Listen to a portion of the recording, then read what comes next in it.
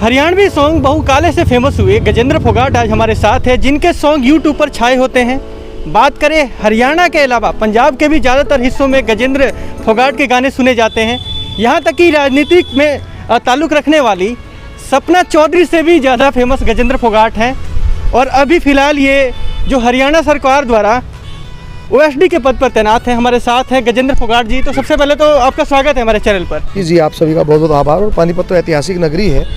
3 पानीपत के युद्धों से भारत के इतिहास की नींव पड़ी और उन युद्धों में जिन जिन वीरों ने शहादत दी उनको भी प्रणाम करता हूँ, क्योंकि इस धरती पे हुई इसीलिए।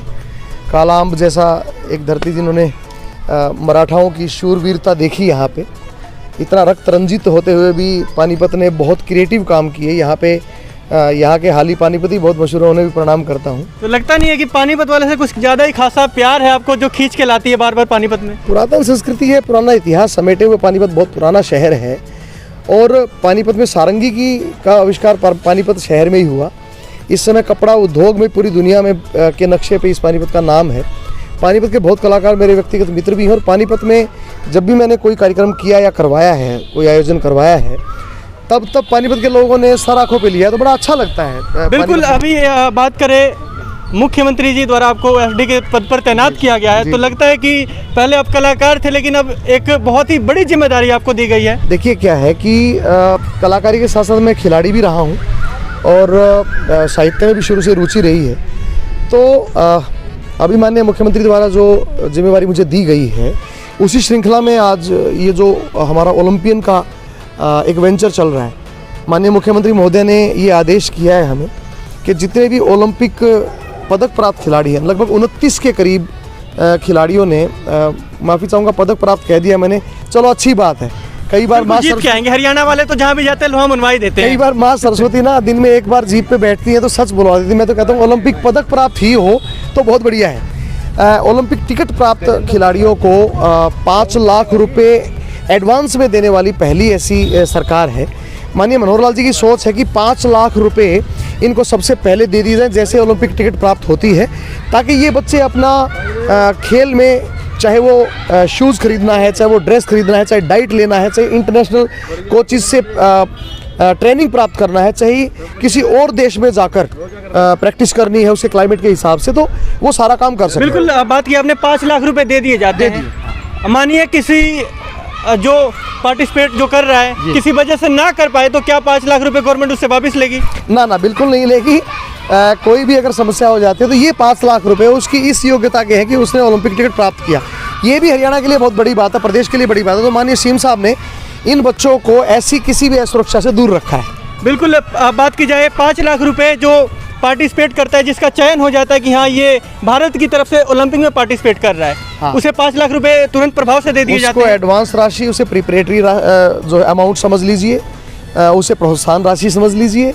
ये एक वेंचर है। 15 लाख में से 5 लाख एडवांस दे देना और 10 लाख ओलंपिक से आने के बाद। तो जीत के आए चाहे ना आए, 10 लाख आने के बाद उसे मिलेंगे। 10 लाख तो देंगे और जीत के आगे तो 6 करोड़ रुपए तैयार देने स्वर्ण पदक के लिए।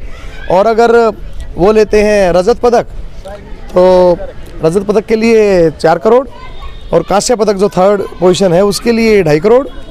ये भी पहली बार ऐसा हुआ है हरियाणा के इतिहास में जब इतनी भारी भरकम राशि अनाउंस हुई। आज से पहले कभी नहीं। तो लगता है कि हरियाणा सरकार की इस पहल से काफ़ी ज़्यादा जो युवा है जागरूक होंगे और बढ़ चढ़कर पार्टिसिपेट करेंगे। खासकर युवा वर्ग जो उड़ता पंजाब फिल्म देख के हमें एहसास हुआ कि उड़ता हरियाणा नहीं बनना चाहिए। माननीय सीएम साहब बोले कि भाई उड़ता पंजाब बेशक बन गया, हरियाणा उड़ता नहीं बन देंगे। तो उसके लिए क्या है कि युवाओं की जो ऊर्जा है, जो एनर्जी है, वो सही दिशा में लगे। चाहे वो खेल हो, चाहे वो कॉम्पिटिटिव एग्जाम्स हो, चाहे वो कल्चर प्रोग्राम्स हो, चाहे वो क्रिएटिविटी का फील्ड हो, शोध का हो। इस तरह से खेल जगत है पूरी तरह से अब बदल चुका है। टेक्निक की बात की जाए, हर चीज़ बदलता हुआ जा रहा है। तो क्या अब लगता है कि जिस तरह से पहले बात की जाए बहुत कम खिलाड़ी जो थे जीत कर आते थे, लेकिन अब वही संख्या बढ़ती जा रही है, तो सरकार अच्छा काम कर रही है? आज मैं नीरज चोपड़ा के घर आया था, तो पानीपत के बिल्कुल नज़दीक में ही उनका गांव है। उसमें उनके पिताजी सतीश चोपड़ा जी हमें मिले, उनके चाचा जी भीम सिंह जी चोपड़ा हमें मिले, उनके एक और चाचा, उनके मित्र, सबसे मैं मिल के आया हूँ। नीरज चोपड़ा का 88.07 का मीटर का रिकॉर्ड है और वो रिकॉर्ड मिल्खा सिंह के एशियन कॉमनवेल्थ को मेडल गोल्ड मेडल के बाद नीरज चोपड़ा ही 68 साल बाद मिल्खा सिंह, आज मैं मिल्खा सिंह जी को भी आपके चैनलों के माध्यम से श्रद्धांजलि देना चाहूँगा, क्योंकि मिल्खा सिंह जी का कल देहावसान हो गया। भगवान उनकी आत्मा को शांति दे, और वो बहुत बड़ी हस्ती थे। ये भी सौभाग्य है कि मिल्खा सिंह के स्वर्ण पदक लेने के बाद 68 साल बाद अकेले नीरज चोपड़ा ऐसे हरियाणा के हीरे हैं जिन्होंने एशियन और कॉमनवेल्थ में गोल्ड मेडल लिया है। बिल्कुल। और अगर यही उनका 88.07 से थोड़ा सा और ठीक उनका रिकॉर्ड हो जाता है ओलंपिक के लिए, क्योंकि आजकल पुर्तगाल में वो विदेशी कोच की सहायता से ट्रेनिंग ले रहे हैं, तो वो दिन दूर नहीं जो ओलंपिक का पहला मेडल नीरज चोपड़ा जीतेंगे एथलेटिक्स में। तो और जाते जाते क्या हरियाणा वालों को कुछ आखिरी संदेश? भाई यही है कि गमों की आंच में आंसू उबाल कर देखो, बनेंगे रंग किसी पे डाल कर देखो, तुम्हारे दिल की चुभन ज़रूर कम होगी, किसी के पाँव का कांटा निकाल कर देखो। हमारे हरियाणा में जो युवा है उसकी जो एनर्जी है वो क्रिएटिविटी में लगे, डिस्ट्रक्शन में ना लगे।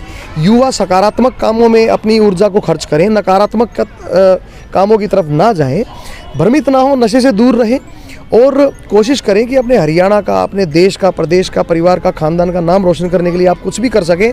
परमात्मा ने ऊर्जा सबको समान दी है।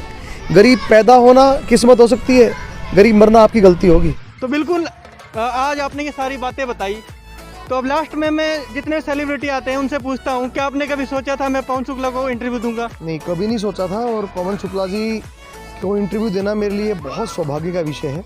परमात्मा आपको बहुत तरक्की दे, और आपके साथ इंटरव्यू करके आज मैं भी कृतार्थ हो गया। परमात्मा ने अब मेरा स्वर्ग का रास्ता खोल दिया। तो देखिए गजेंद्र फोगाट जी ने बता दिया है आपको कि अब वाकई उन्हें जो मुक्ति है मिल जाएगी। तो आज की वीडियो कैसी लगी कमेंट करके बता सकते हैं आप, और बने रहिए हरियाणा रिपब्लिक के साथ। तब तक के लिए जय हिंद, जय भारत।